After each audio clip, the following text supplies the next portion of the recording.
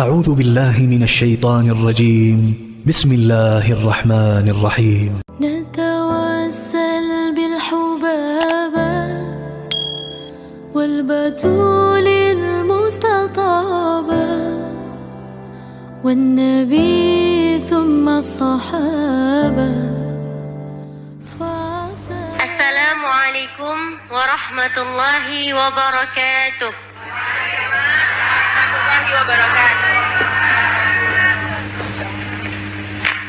Bismillah, walhamdulillah, wassalatu wassalamu ala rasulillah wa ala alihi wa sahbihi ajma'in, amma ba'd.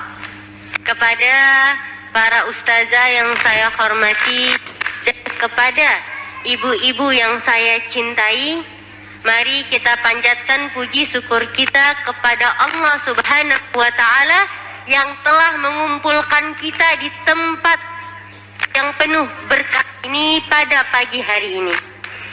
Dan insya Allah saya akan menyampaikan sedikit nasihat sebagai pembuka di majelis taklim pada pagi hari ini, sebagaimana yang dinasihatkan oleh Al-Imam Ibnu Atha'illah.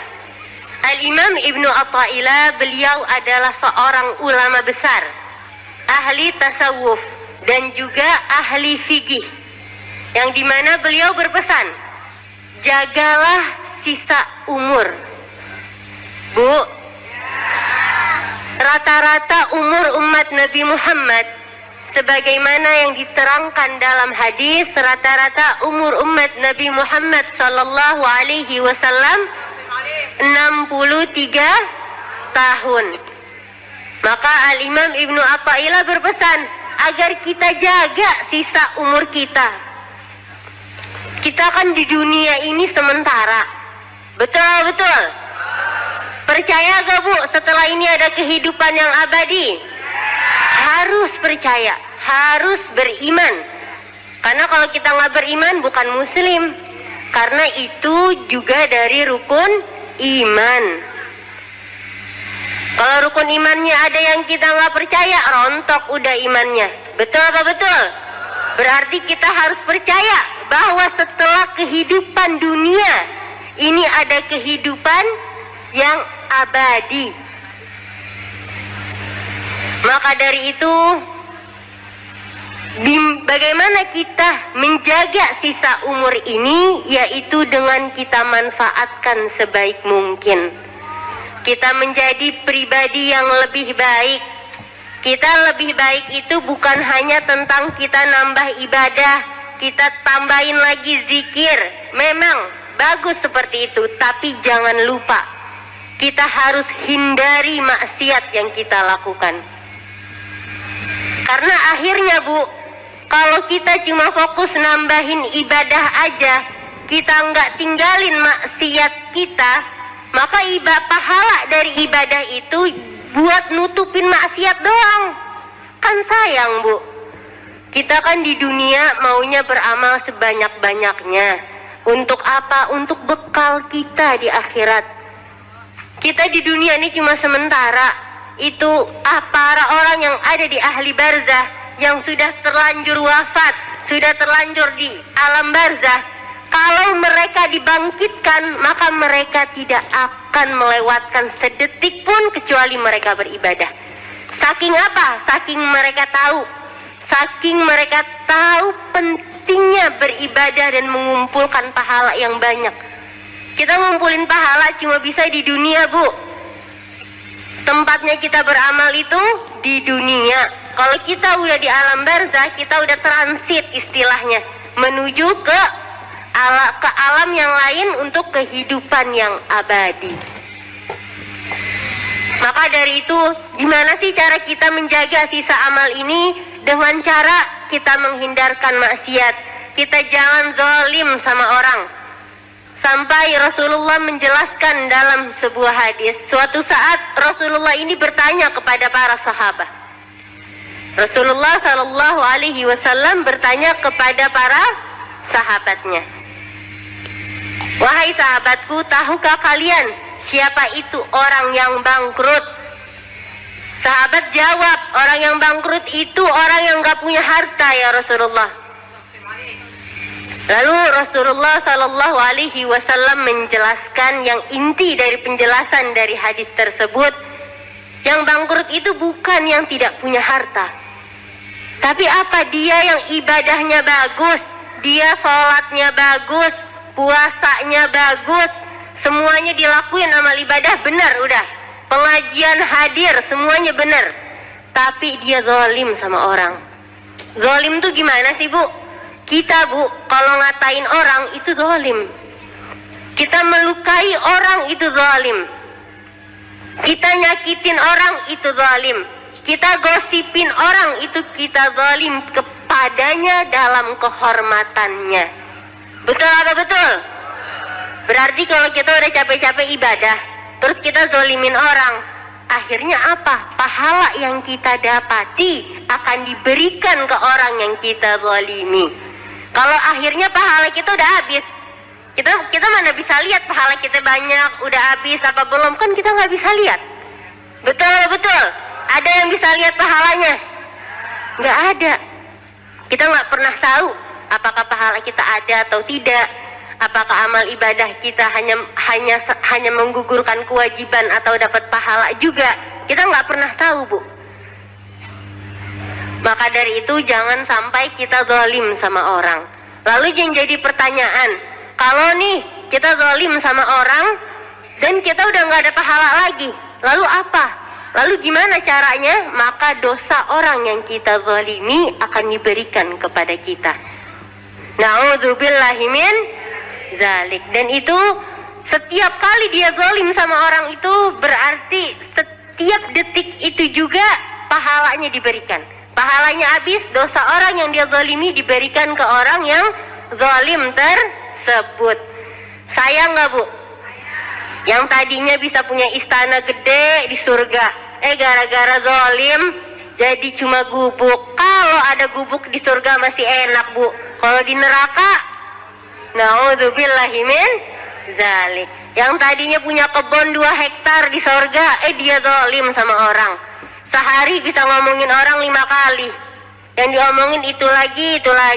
Dosa lagi. Pahalanya berkurang lagi. Sayang banget Bu. Kita udah capek-capek sholat, puasa, ibadah, tapi kita sia-siain pahalanya. Kita kan kalau mau sesuatu nih, jangan cuma kita lakukan tapi juga kita jaga. Jangan cuma kita kumpulin aja pahalanya tapi kita nggak jaga.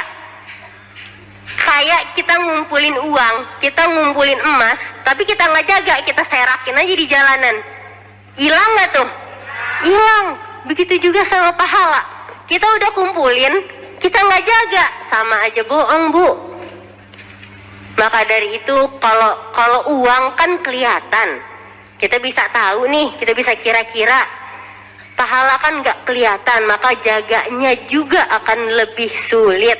Kita nyimpen uang aja, kadang di dompet masih suka ada yang curi. Kadang kita udah taruh di rumah, sampai diselip-selip ada aja yang ngambil. Betul apa betul?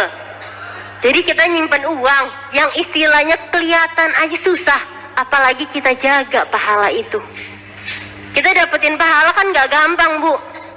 Kita ibadah, sholat, belum tentu kita dapat pahala. Tiba-tiba ada riya di hati kita, hilang pahalanya. Kita sholat, tapi nggak ada khusyuk sama sekali, nggak dapat pahalanya.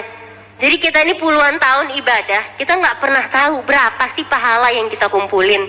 Udah dapet, pakai ngegosip, pakai kita ngatain orang, kita ngomongin orang, makin deh sengsara hidupnya. Betul. Sengsara bukan di dunia, tapi di akhirat. Akhirat itu selamanya, ratusan juta tahun kita akan tinggal di sana. Maka jangan sampai kita ini cuma perhatian sama yang di dunia aja. Cuma kita lihat, kita nih belum punya rumah, saudara kita udah punya rumah, kita hasut, kita iri. Pas kita iri, kita hasut, kita omongin, kita dapat dosa. Pahala kita dikasih ke tuh orang, udah sengsara di dunia juga sengsara di akhirat. Enak gak begitu? Bu, kita kalau misalkan di dunia kita cuma biasa-biasa saja, bisa jadi di akhirat kita jadi orang kaya. Insya Allah. Kalau apa? Kalau kita jalanin syariatnya. Kalau apa? Kalau kita bertakwa, kita beriman sama Allah. Jadi kalau kita lihat ada keluarga kita dimuliakan oleh Allah dalam ilmunya, kita harus bersyukur. Alhamdulillah ada orang Islam pintar. Coba kalau orang Islam nggak ada yang pintar, bingung. Ada permasalahan apa kita nggak tahu nanya kemana. Betul apa betul? Kita mau ngedidik anak bingung siapa nyari gurunya. Tapi kalau ada orang Islam dimuliakan di ilmunya, kita harusnya bersyukur. Ada orang Islam dimuliakan di hartanya, seharusnya kita juga bersyukur. Karena dia akhirnya ada bencana, dia bisa nyumbang, dia sedekah, dia berinfak di jalan Allah. Coba kalau semuanya miskin, siapa nanti yang berinfak? Bingung. Maka dari itu kita sebagai umat muslim hilangkan itu yang namanya hasad, iri, dengki. Setiap orang pasti dimuliakan oleh sesuatu.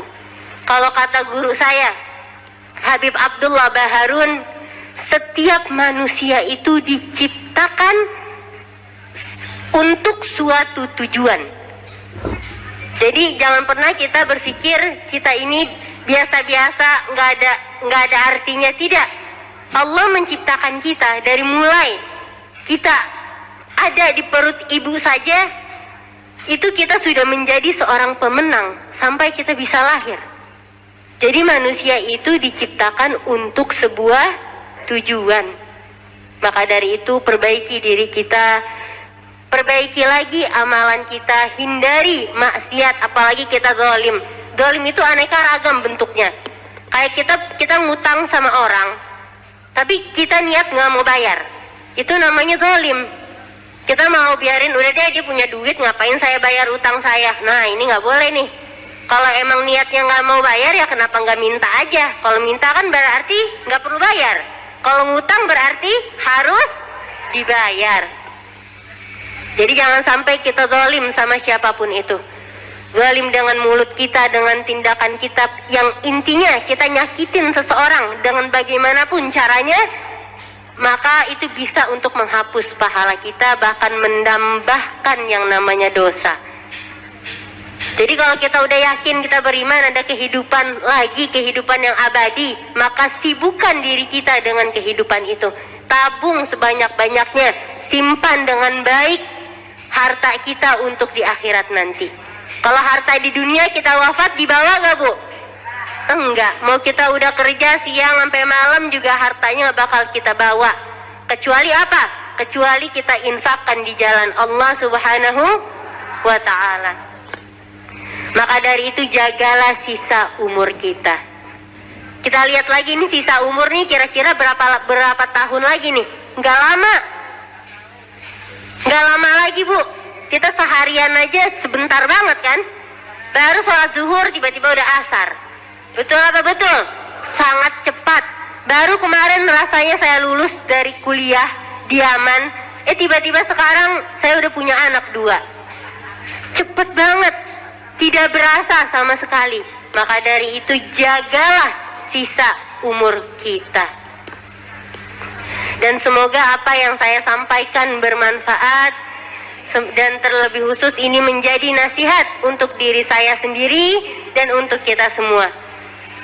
Hadaniyallahu wa iyyakum ila siratal mustaqim. Wassalamu alaikum warahmatullahi wabarakatuh. والبتول المستطابة والنبي ثم الصحابة فعسى دعوة مجابة نتوسل بالحبابة والبتول المستطابة والنبي ثم الصحابة